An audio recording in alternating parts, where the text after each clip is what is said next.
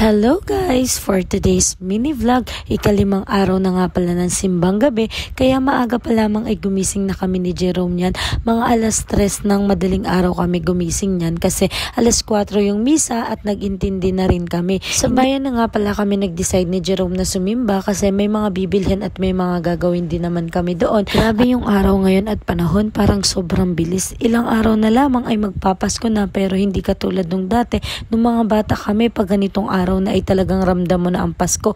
Pero sa ngayon, masasabi ko na ibang-iba na talaga yung panahon na hindi mo na ganun karamdam yung Pasko. Para bang sa panahon ngayon ay parang ordinary day na lamang ngayon ang mga Christmas. Hindi katulad ng mga bata kami noon na talaga namang excited kami noon. At ayan na nga po, patapos na nga po kami mag-intindi ni Jerome at nagpuslit na po siya ng napakadaming puslit ng pabango. Isa nga pala yan sa mga hilig niya ang magpabango ng araw-araw kahit matutulog na lang kami nagpapabango pa. Syempre, hindi mawawala ang mirror shot pag aalis tayo. 3:30 AM na nga pala niyan and paalis na kami ni Jerome kasi nga 4 AM ang start ng mass. Mga 5 to 10 minutes lang pala ang biyahe mula dito sa amin papunta sa bayan. Kaya naman okay lamang na 30 minutes pa rin yung gap namin kasi dadaan pa rin kami sa kanila para iiwan yung helmet. And ayan, sinuot na nga po namin yung helmet namin and nabili lang namin yan sa TikTok shop. Kung gusto nyo mag-check out, nasa yellow basket ko sa Ancho Alcano 05. Buti na lang talaga may motor na kami kaya kahit anong oras ay talagang pwede kaming umalis ni Jerome. Naalala ko lang dati guys, doon kami natutulog sa kanila pag ganitong magki-Christmas kasi nga para ang gabi kasi wala kaming service. Pero grabe talaga yung blessing sa amin ni Lord. Ngayon, meron na kaming sariling motor namin and maraming blessings na dumadating sa amin. Kaya thank you Lord. Habang papunta na kami sa bayan ay sobrang lamig talaga sa daan. Kaya naman buti na lamang naka-long sleeve ako at naka-jacket si Jerome. And ito na nga pala yung Pinamalayan Park. Nandito na kami and sobrang liwanag na siya kasi sobrang dami na rin Christmas light. Grabe yung liwanag dito sa park. Nakakatuwa naman. And bago nga pala kami pumunta sa simbahan ay dumaan muna kami sa bahay ni na Jerome para iwan yung helmet namin. Dito lang pala yung bahay nila sa may tapat ng covered court sa park guys. Kaya mabuti na lamang kasi anytime na may puntahan kami, may naiiwanan kami ng helmet. Minsan may natutulugan kami. Tulog pa nga pala si na mama kaya hindi na rin muna ako dumaan pumasok sa loob kasi malapit na rin mag-start yung mass kaya dumiretso na rin kami ni Jerome sa simbahan. Pero bago yan, in-enjoy ko muna yung sobrang liwanag na ilaw dito sa night market ng Pinamalayan. Tingnan nyo naman kung gaano kaganda yung lightning namin, di ba?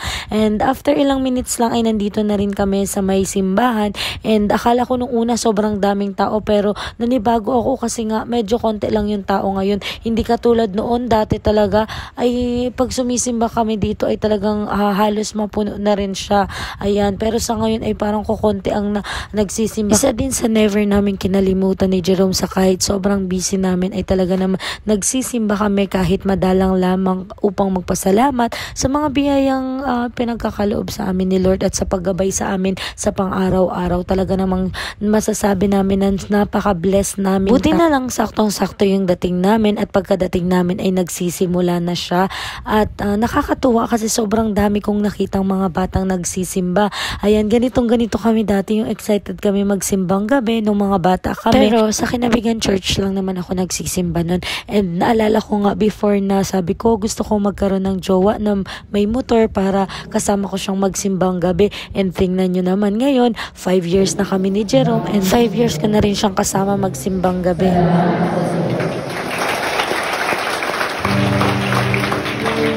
And after 1 hour nga pala ay natapos na rin yung misa. And nakita namin ni Jerome na sa kabilang kalsada ay mayroon nagtitinda ng mga kakanin. Which is ito din yung isa sa pinakamasarap pag nagsisimbang gabi ka bumili ng mga kakanin. At naalala namin si Mama Miriam ay mahilig talaga sa mga kakanin. Kaya naman dumaan kami dito para bumili. Hindi nga pala ako mahilig sa mga kakanin pero kumakain naman ako.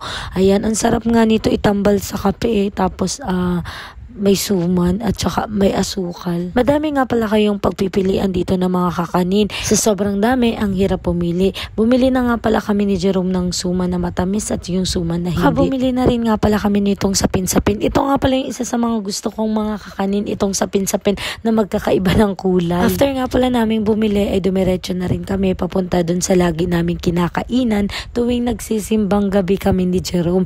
Dito yon lamang malapit na rin din sa simbahan. Ito ito ay masarap kainin tuwing malamig at saka tuwing ganitong oras. Ayan. Ito nga lang pala yun sa may Haina din, sa may kanto. Malapit din sa bahay ni na Jerome.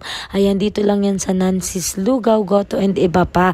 Ayan, lagi kaming kumakain dito ni Jerome. Mag-boyfriend pa lang kami ay dito na talaga kami bumibili ng lugaw. Talaga namang napakasarap ng lugaw dito. Tapos dati hindi ako kumakain ng tokwa. Pero simula nung natikman ko, nung first time din namin kumain ng lugaw dito at pinatry niya sa akin yung may tokwa, ay talaga namang nasarapan ako. Kaya naman favorite ko na ngayon yung sizzling tofu. Ayan, and kumain na nga pala kami dyan ni Jerome at talaga namang ang sulit na sulit ang bayad nyo dito. Yung akin nga pala is may egg, yung kay Jerome naman ay may tokwa. And ayan, tinikman ko na din iring suma na binili ko doon sa may simbahan kanina at talaga namang napakasarap nito guys kahit hindi ako mahilig.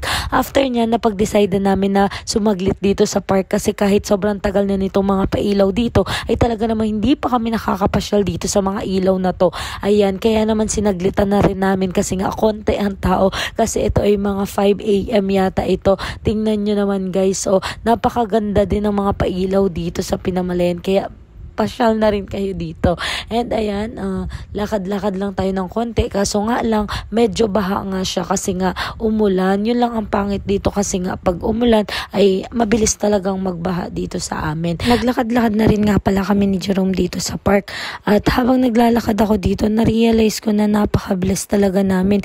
Imagine nyo, student pa lamang kami pero sobra na yung blessing sa amin ni Lord. Nabibili namin yung gusto namin, napupuntahan namin yung mga gusto namin at ang isa pa doon nakakapag-aral kami ng dahil sa mga sariling pinaghirapan namin. Although tinutulungan din naman kami ng mga magulang namin pero hindi na rin naman namin inaasa ng ganun lahat sa magulang namin. Ayan. And ayan guys, sobrang thankful din lang ako kay God kasi nga binigyan niya ako ng napaka-responsible na asawa.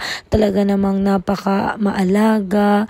Lahat na yata nasa kanya, napakasipag. Kaya baka naman, charis. At lang din nga pala kaming naglakad dito sa park and dumiretso na rin kami sa bahay nila ulit kasi nga gusto naming matulog muna kasi mga sarado pa rin naman yung mga tindahan kasi kami ay mag-grocery na rin. Tingnan nyo naman yung night market guys, ang lungkot pagka umaga, charis, malamang wala pang tinda.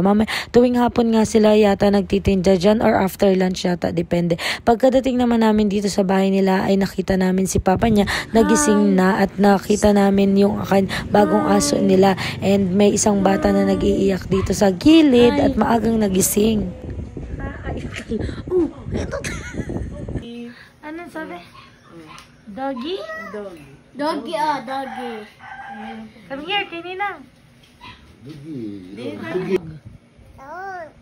At habang nakahiga nga pala kami dito sa hinihigaan namin sa bahay ni na Jerome ay may nangungulit na batang napaka-cute dito sa gilid. Good morning. Hi, come here. Why? I want tatay. Good morning. Where's tatay? There's no tatay. Yes, no. Where's nanay? Where's nanay? Abby, where's Abby? Yes. Bye. Oh, dali. Yo yo yo yo yo yo yo. Yo yo yo yo yo yo yo. Yo yo yo yo yo yo. Yo yo yo. Grabe yung energy ng batang to. Ang aga pa lamang ay talaga naman. Tingnan nyo naman yung energy. Tawa kami ng tawa dyan. Abby, ikaw daw niya kasi. Birds? Tinuwid taliro.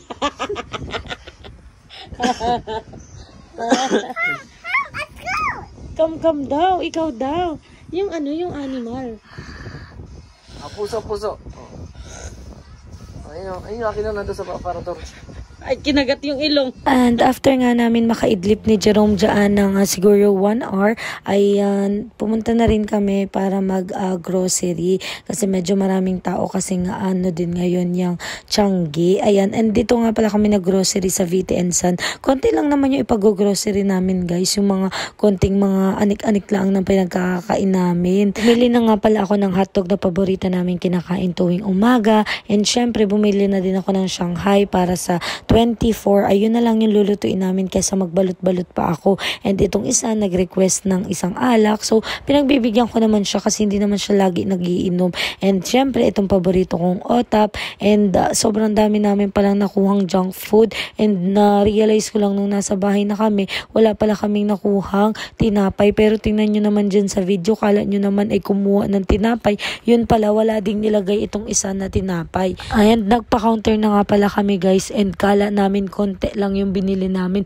Pero guys, yung konti na yun ay nasa 1,000 na agad yun.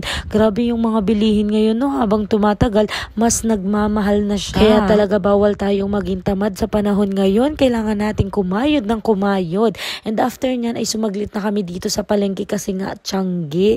And nakakatuwang mamili dito guys. Tingnan nyo naman, sobrang dami yung option na pagpipilian kung anong gusto nyong bilhin dito. And nakita ko tong mga seafoods. Talagang favorite na favorite ko to, pero pinigilan ko yung sarili ko na bumili kasi mapaparami na naman tayo ng kain. Kaya naman ang binili na lamang namin ni Jerome dito ay mga prutas na kinakain namin. Pagdating kasi sa pagkain guys, hindi talaga namin tinitipid yung sarili namin. Kaya makikita nyo naman sa katawan namin na talaga naman kami ay lumulobo kasi nga lagi na lang sasabihin deserve namin. Kaya maging healthy living muna tayo, mga prutas naman ang bibilhin natin.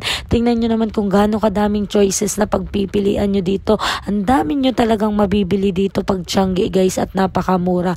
After naming mamili ay nag-decide na rin kami na umuwi para naman makatulog pa kami kasi kailangan pa namin mag-live kasi kailangan nating kumayod kasi ang dami nating gastos. Kung hindi ka pa nga pala nakaka-follow sa aming Facebook page, Angelica and Jerome Vlogs, makiki-follow na rin and makiki-share na rin ng video natin. Ayan, thank you for watching. See you on our next vlog.